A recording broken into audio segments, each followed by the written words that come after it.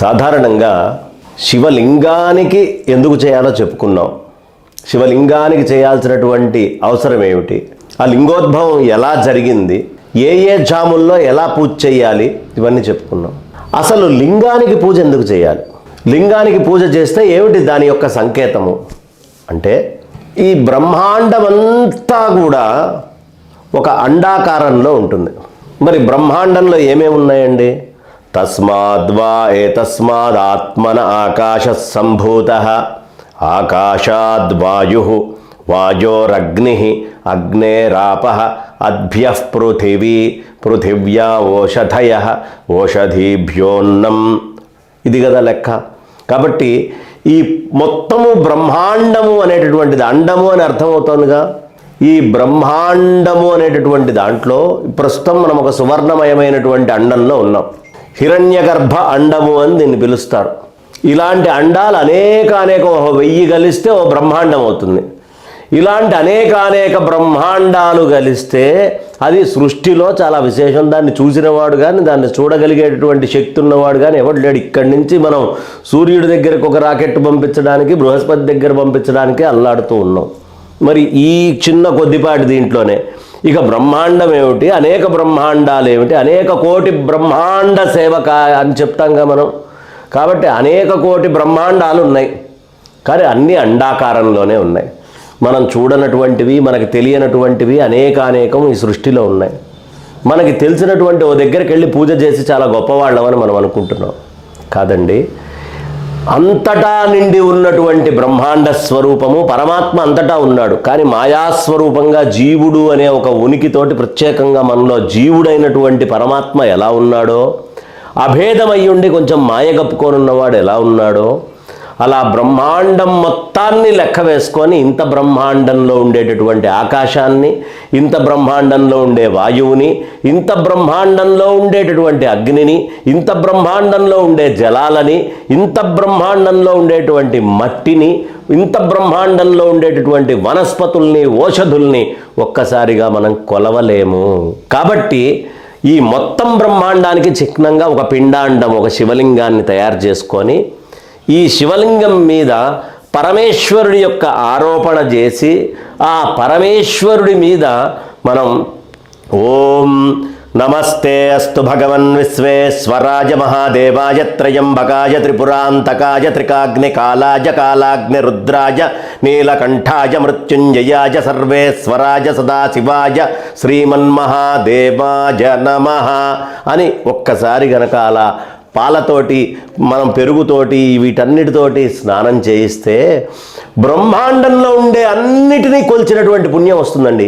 ఇంత చిన్న శివలింగానికి గనక మనం ఒక్కసారి అభిషేకం చేస్తే జీవితంలో మొత్తం బ్రహ్మాండాన్ని పూజించినటువంటిది. ఎలా అంటారా? నోట్లో నుంచి ఇప్పుడు నేను మంత్రం చెప్పాగా, ఈ మంత్రము చెప్పడము అనేది బ్రహ్మాండంలో ఉండే ఆకాశాన్ని, శబ్దానికి మూలమైన ఆకాశాన్ని మొత్తాన్ని అర్చించటం. ఇక సుగంధభరితమైనటువంటి ద్రవ్యాలను స్వామి మీద మనం వేస్తాం. ఇది బ్రహ్మాండంలో ఉండేటటువంటి చక్కటి ఆ అద్భుతమైనటువంటి స్పర్శ మనం చేస్తూ వేసేటటువంటివన్నీ కూడా వాయువుని కొలిచినట్టే. ఆ స్పర్శ మంది అంటుకుంటే చాలు. అందుకనే శ్రీశైలం వెళ్ళినా, కాశీ వెళ్ళినా మనం లింగాన్ని ముట్టుకుంటాం. ఎందుకు అంటే అవి వాయుర్లింగాలు. వాయుర్లింగానికి ఏమిటయ్యా? వాయువుకి స్పర్శే మూలం. కాబట్టి ఆ లింగాలని, ఇలా వాయుర్లింగాలని మనం అంటుకుండేటటువంటి సంప్రదాయం. అక్కడ స్పర్శ చేస్తేనే తెలుస్తుంది. ఏమండి, మల్లికార్జునుడు చెవిటివేటండి, ఈ మల్లన్న దగ్గరకు వచ్చి మీరు ఎంత అరిచినా వృధా, ఆయన్ని అంటుకుంటేనే మీరు అక్కడికి వెళ్ళినట్టు అనే విషయం పెద్దవాళ్ళు మనకి చెప్తారుగా. కారణం ఏమిటంటే అది వాయుర్లింగం కాబట్టి. అలా మొత్తము వాయువులంతా కొలిచినట్టు ఒక్కసారి శివలింగాన్ని ముట్టుకుంటే, ఇక దాని మీద ఆ నెయ్యి తీసుకొని వెళ్ళి ఆ నేతితోటి ఆజ్యం సురాణం ఆహారం ఆజ్యం యజ్ఞే ప్రతిష్ఠితం అంటూ నెయ్యి వేస్తే బ్రహ్మాండంలో ఉండే అగ్నులన్నిటినీ కొలిచిన పుణ్యం వస్తుందండి. ఎక్కడ వేస్తున్నారు ఈ నెయ్యి? మూలమైనటువంటి బ్రహ్మాండంలో ఉండే అగ్ని మొత్తాన్ని ఇక్కడ ఆరోపించి దాని మీద పోస్తున్నారు. ఒక్కసారి శివలింగం మీద అంత నెయ్యి వేస్తే బ్రహ్మాండంలో ఉండేటటువంటి అగ్నులన్నిటినీ కొలిచినటువంటి పుణ్యం వస్తుంది. ఇక అన్ని నీళ్లు తీసుకొని శివాయ గురవే నమః, ఓం శివాయ గురవే నమః అని చెబుతూ శివాయ నమః అని కనుక మనం పోసామనుకోండి, ఆ నీళ్లు మొత్తం బ్రహ్మాండంలో ఉండేటువంటి నీళ్ళన్నిటినీ ఆయనకు అర్పించినటువంటి పుణ్యం మనకు వస్తుంది. ఎందుకంటే బ్రహ్మాండం పిండాండమైంది. ఈ బ్రహ్మాండంలో ఉండే వస్తువులు ఆ పిండాండం మీద వేయటం వల్ల బ్రహ్మాండంలో అన్నిటినీ కొలుస్తున్నాం. ఇక రకరకాలైనటువంటి గంధాలు, విభూతి దాని మీద వేస్తాం. ఈ విభూతి అంటే ఏమిటండి? మట్టి భస్మం. ఆ తర్వాత అలాగే అందులో వేసేటువంటివన్నీ కూడా స్వామివారికి భూతత్వాన్ని చూపించేటువంటి గంధాలే. భూమి గంధానికి గుర్తు కదా, కాబట్టి ఈ గంధము ఇవన్నీ కూడా భూతత్వాన్ని చూపించేవి. ఇక రకరకాలైనటువంటి పండ్లు, పండ్ల రసాలు ఇవన్నీ ఓషధులన్నిటికీ సంకేతము. ఈ ఓషధులన్నిటికీ సంకేతమైనటువంటి స్వామి మీద అన్నముతోటి మనం అభిషేకం చేస్తాం. అన్నం తీసుకొని వెళ్ళి ఆ అన్నముతోటి చాలా చక్కగా ప్రత్యేకంగా స్వామివారికి అభిషేకం చేస్తారు. ఇదేమిటయ్యా అంటే అన్నాత్ పురుష. ఓషధుల నుంచి అన్నం వచ్చిందిగా, ఆ అన్నం నుంచే కదా పురుషుడు వచ్చేది.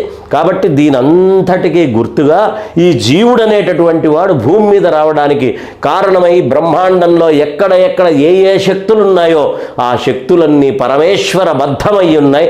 ఆ బ్రహ్మాండం మొత్తాన్ని మనం పూజ చేయాలి అనే ఉద్దేశ్యంతో స్వామి మీద చేసేటటువంటి ఈ పూజా విధానము మనం ఏదో అనుకుంటున్నాం, ఏదో శివలింగం మీద పోసి వచ్చేసాను అని కాదు. బ్రహ్మాండాన్ని మొత్తాన్ని అర్చించిన ఫలం వస్తుంది. కాబట్టి ప్రతి ఒక్కళ్ళము గుర్తుంచుకొని ఒక్క శివరాత్రి నాడే కాదు, ప్రతినిత్యము ఈ బ్రహ్మాండాన్ని పిండాండంగా పెట్టాను. ఇదంతటికీ నడవడానికి మూలం ఇదిగో బ్రహ్మాండం అంతా వ్యాపించి ఉన్నటువంటి శివుడు. బ్రహ్మాండం అంతా వ్యాపించిన శివుణ్ణి నేను చూడలేను కాబట్టి పిండాండంగా ఉండే ఈ శివుణ్ణి నేను అదిగా ఆరోపించి ఇవన్నీ ఆయనకు నేను సమర్పిస్తున్నాను అని ఎవడు చేస్తాడో వాడు విశ్వాన్ని మొత్తాన్ని పూజించిన వాడు మాత్రమే విశ్వనాథుణ్ణి పూజించిన వాడు అవుతాడు. కాబట్టి విశ్వనాథుడి పూజ మీకు కావాలనే కోరికుందా? ఇంట్లో ఒక శివలింగాన్ని పెట్టి బ్రహ్మాండాన్నంతా ఆరోపించి చక్కగా అభిషేకం చేసుకోండి. శివానుగ్రహానికి పాత్రులు కండి.